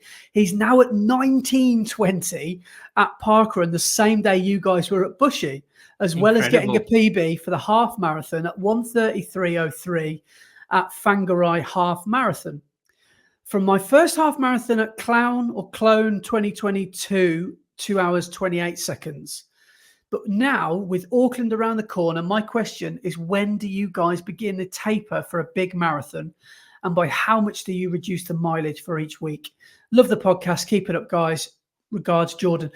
Hopefully, Jordan, you get to hear this before you run, because they're 12 hours ahead. So he's literally running in about 36 hours from now. So we might not get to hear this, but all the best, mate. I really hope that it goes well. I'm so sorry that we haven't got around to reading that email, because it is a really good email. What's progress? I know, that's incredible. In 2 years or 18 months, he's gone from 5:36 and now he's shooting for a 3:30 and he's 19:20 5K. I think, like you say quite often, Brett, he might be sandbagging himself there. Yeah, I think so. Yeah. You might be capable of a lot, sub 3:20. So what was his half of 1:33? So what we got there? So 1:33. So that's 3 hours, 6 minutes plus 10 minutes. So I'd say you're looking more sub 3:20. Yeah. Maybe the negative splits on, mate. Maybe you can go out at your nice chilled pace, or however you're going to run it, and maybe see if you can progress and get stronger. But the question here is about the taper, which obviously is quite a good question, because I'll be doing that. But unfortunately, it's a good question for you, not very good for Jordan now, because we've missed his email for the last couple of weeks when he has been tapering. Sorry, mate. Maybe write into the podcast and tell us how your taper was. Did you actually? Yeah, sorry, Jordan. Sorry, man. He's probably just been sat by the computer for the last 3 weeks waiting for an email back. Sorry, mate. We had a chat about this, didn't we, the other week, about your taper, because you were thinking about possibly shortening your taper rather than keeping it to the normal amount that you do. But I think I've convinced you to keep it a bit longer. Well, I was thinking, like always, I was getting the paranoia and thinking, just one more. I just need one more week. And I was thinking, should I just squeeze in one more week of peak and then have 2 hard taper weeks, really? But Coach Brett has basically said, well, no, don't run something too intense so close to marathon day. So start to wind yourself down 3 weeks before, because that 2 weeks, at the end of that second week, you've only got 7 days. So it's really, so your taper will go like that, won't it? Yeah. So I think what mine's gonna look like is, it's normally like let's just say if you're running at anywhere similar volume to what I am, peak week, let's just say 100K, which is a hell of a lot. But first taper week, I'll probably take that down to 70. Second taper week, I'll probably go down to 50 or 45, 50. So that'll feel quite nice and, Well, it would feel very nice, really, compared to what I have been running. And then that third week, I'll just do a couple of 5Ks, and then the marathon will take me obviously up with the 40K back up to 50. But I mean, everyone's different, aren't they? Some people like we've said before about you. What was it you said about the frequency, intensity, yeah, and volume? yeah. That's So the you can three. just The three things. Bring one of them down. You don't need to bring all three of them down to taper. You want to bring down one of them. So if you bring it down the volume, that doesn't mean that you should stop doing sessions. Just do sessions of a shorter distance. Because obviously, I know it's not the same thing, but I got a 10K PB last week at the end of a 90K week, at the end of a 60-mile week. Yeah. So, I mean, that's quite a lot for me. But because I front loaded my long run, if you know what I mean, I did some longer stuff towards the front end of the week, so I wouldn't have so much fatigue in my legs. It is possible, probably not advisable, but you can still keep a fairly voluminous week in there, even in marathon week. You know, if maybe you're on a running streak and you like to run 5K a day, or maybe even 10K a day, maybe that's what your body is used to. But just don't run it anywhere near any faster than easy. But I mean, for most of us, I imagine we'll be taking that really, really easy, that final week, maybe with a few strides and maybe a few 3-minute bursts of marathon pace or something like that. Yeah. See, this is the thing. Tapers are going to look different for different people. So if you look at like the pros and people who are running like 220 and things like that, they're going to be doing possibly a 2-week, maybe 10-day taper, Really?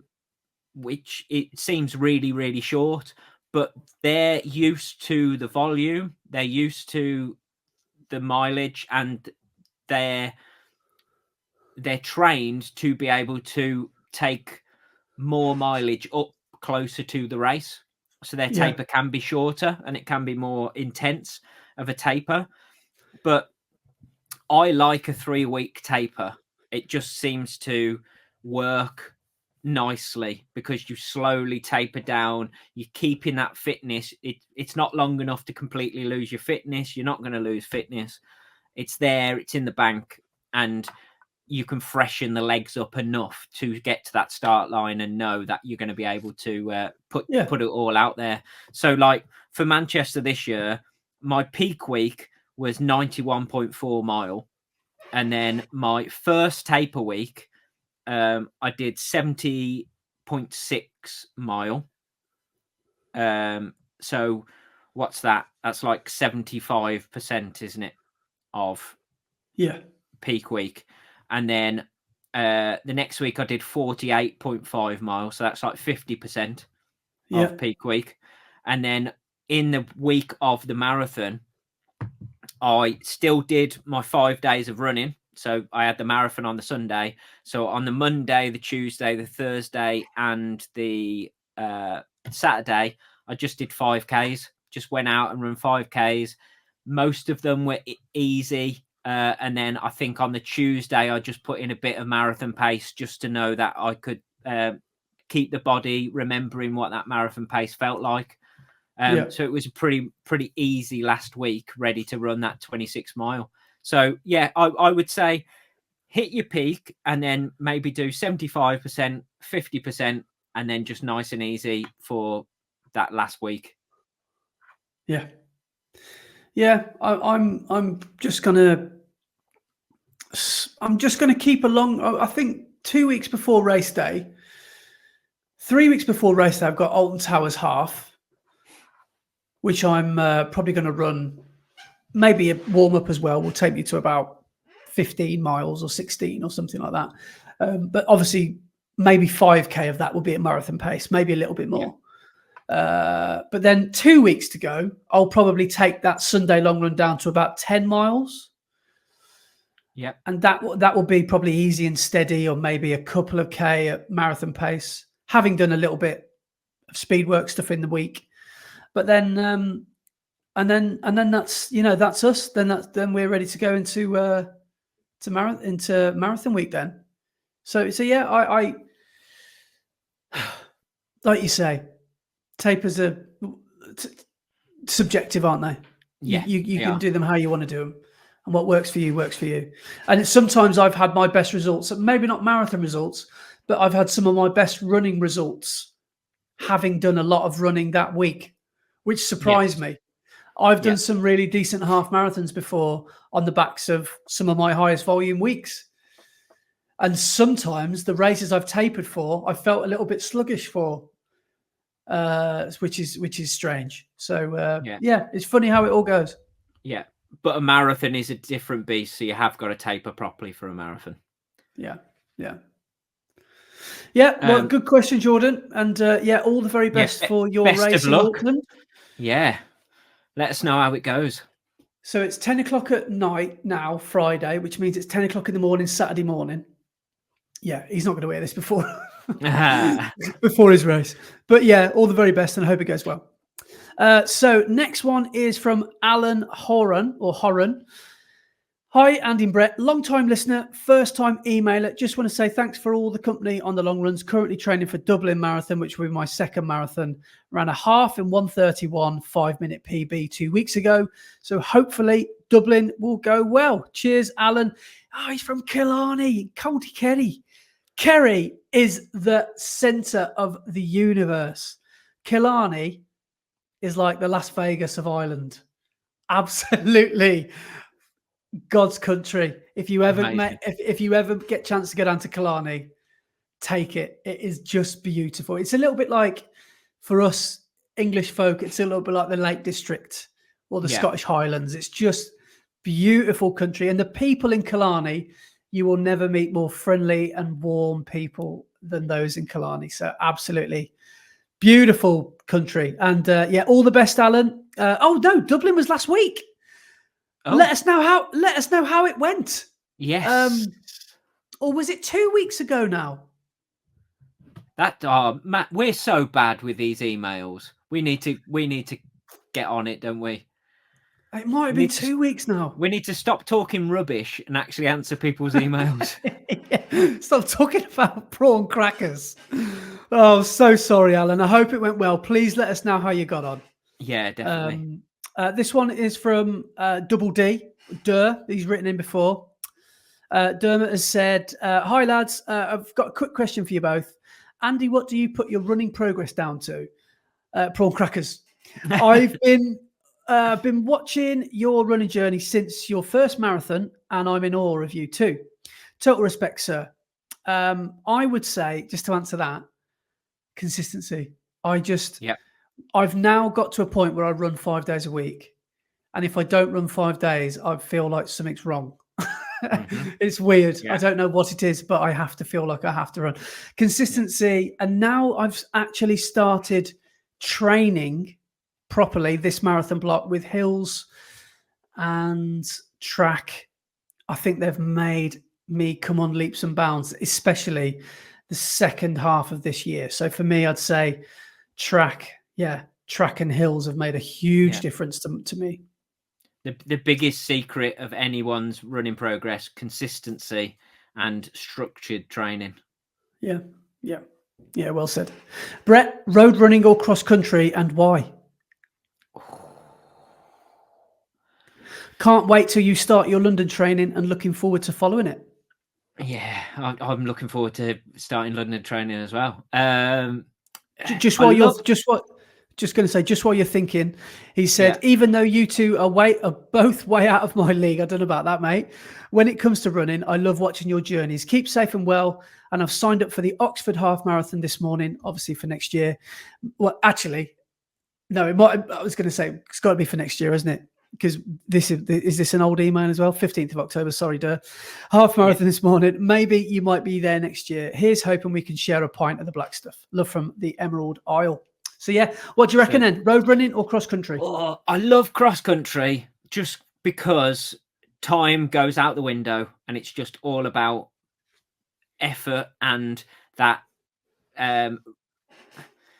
just pure racing.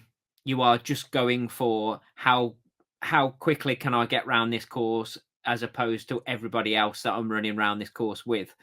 Yeah. I love that. There's no it's throw everything that you know about running, of pace and all of that stuff, throw all of that out the window. You've just got to run to the course that you're on and the conditions that you're in. And I absolutely love that. Yeah. But the feeling I get crossing a finish line on a road race, I don't think you can beat it. When you hit those targets that you've set yourself time-wise, I don't think there's any better feeling than crossing a finish line, knowing that you've managed to hit that target. So I'm going to have to go with road running. Yeah, good answer. I think that feeling, not that I know anything about cross country, but that feeling of just crossing that line is mega, isn't it? Having said that, did you see the new video from Q on the Run, who've changed their name? I know, yeah, they have changed their name. It's no longer all about Todd, which I'm sure he's gutted about. It's Q on the Run now, so it's all the brothers. Yeah, are part of the one YouTube channel now. So all the Quinies. And they did a video today with Carl and Todd, some training for their cross-country efforts this winter. And they did a brutal cross-country session in Compton Park, I think it was, in Wolverhampton. So, nice. Nice. We've got a message here, an email from James Sleet. This one came in today, and he says, "Hi, Brett and Andy. Hope you guys are well. I've just finished listening to last week's pod. Entertaining as usual, especially the bit about Brett almost going toe-to-toe with a young lad who he scared on a run, which did make me chuckle. Usually for me, it's the older folk who jump out of their skin when you go past. Good luck with any races that you have this weekend. It's the Hertfordshire Half Marathon in Nebworth for me on Sunday. This is the Oasis one. Looking at the forecast, it could be sunshine."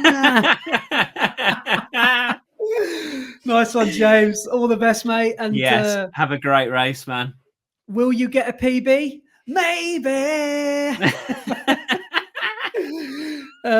All the best. Keep the great content coming. So yeah, good luck, mate. In Nebworth, and yeah, like you say, hopefully you get some nice sunny weather. So I'm just going to double check that was sent. That was sent that was sent today. So yeah. Quick shout out as well to, it was last week, the Dublin Marathon. So quick shout out to one of our other Irish correspondents, which is Ryan Close, who's one of your biggest fans with your eyewear. Him and his son like to copy your sunglasses style. And Rye really wanted a 3:42, I think that's right. Really wanted 3:42. He was going for 3:45. Guess how he did? 3:41. Yes. So amazing work. Yeah, that's awesome. He did absolutely amazing. So just so made up for you, mate. And yeah. So he's all flights and accommodation booked for Manchester in 2025. Amazing. And he says, bring on 3:35. Yes. Yeah. So awesome. Best of luck, mate. Yeah. Awesome. So yeah. Quick word on the New York Marathon, which is this weekend. Yes. Which is that the last major of the year? I think it might possibly be. Yes. Yeah. I saw a course overview of the New York Marathon, and that looks difficult. Like that, apparently it's not an easy one, New York. Yeah. And apparently the bits that kill you are the bridges. So apparently the first bit, which I think is over the Verrazano, which is a real steep bridge, and then about 13 miles, there's the famous bit called the Queensborough Bridge, which is like where you're running in that almost like an underground bridge. It's like covered. You can't see the sky, but you can see the skyline of New York. And there's no fans.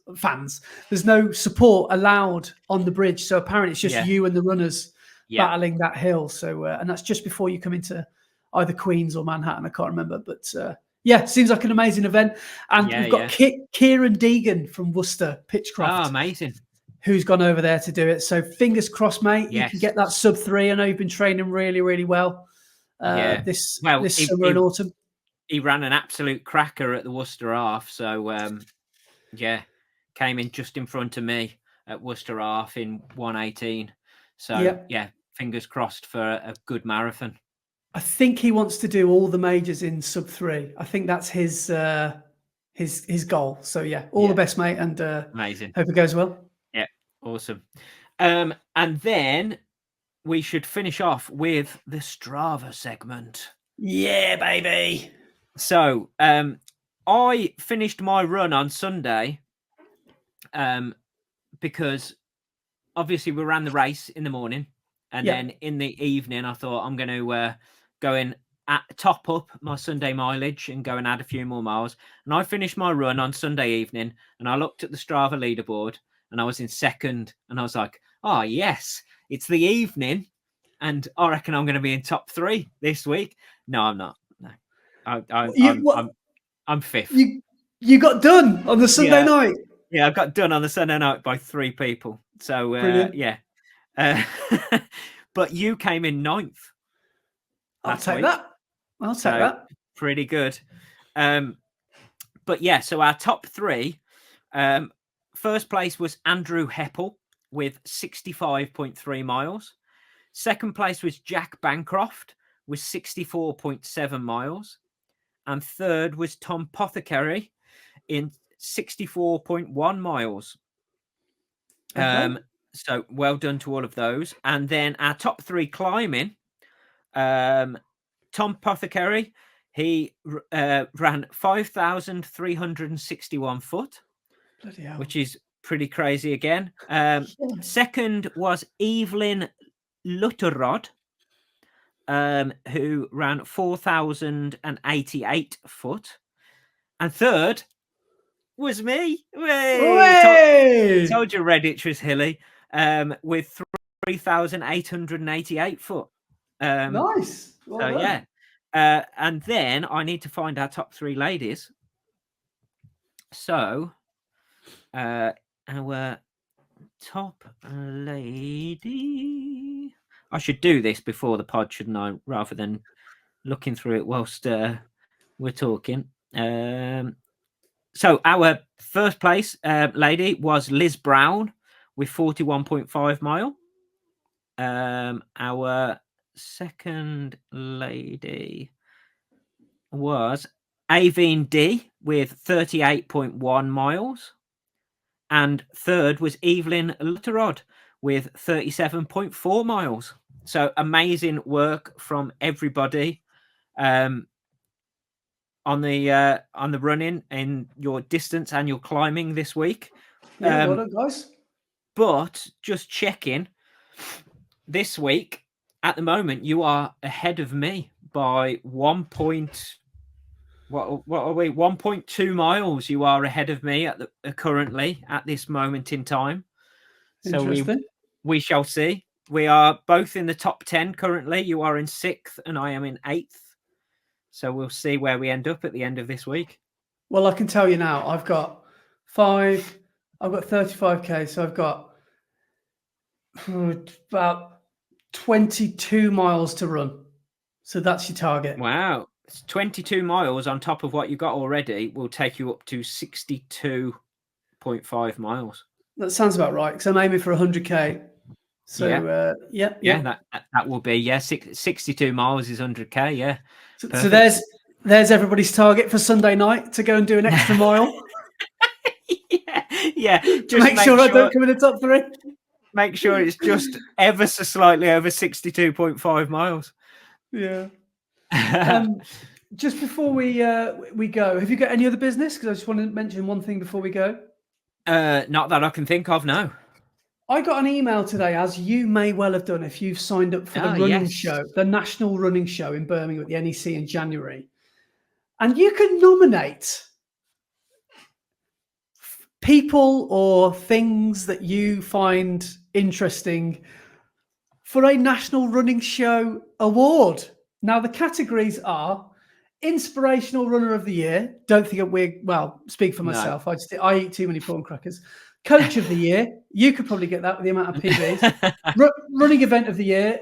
No. Product Innovation. Best Running Blog, Podcast, or Social Channel.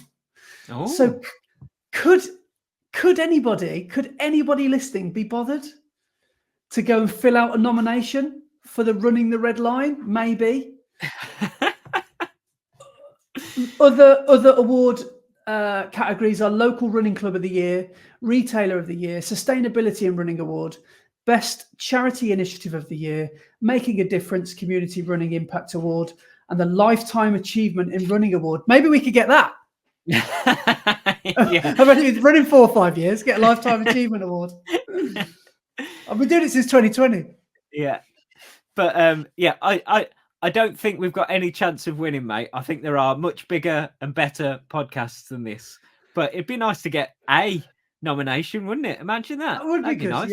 Yeah. So if you're feeling particularly generous with your time and you want to go onto the National Running Show website and fill out a nomination form, we would be very, very, very grateful for you doing that.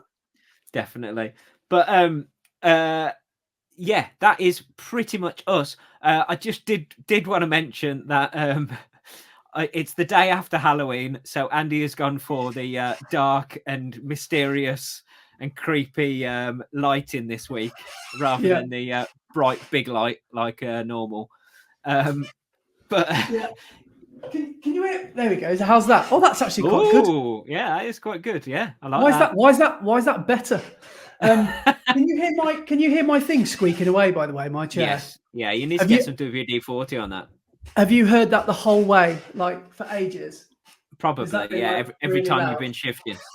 Yeah. All right. Sorry about it. Is a bit of trivia for you. Did you know, or do you know, why WD-40 is called WD-40? Yes, I do, and I don't know why I know this. It's an Alan Partridge thing. Is it really? Yes.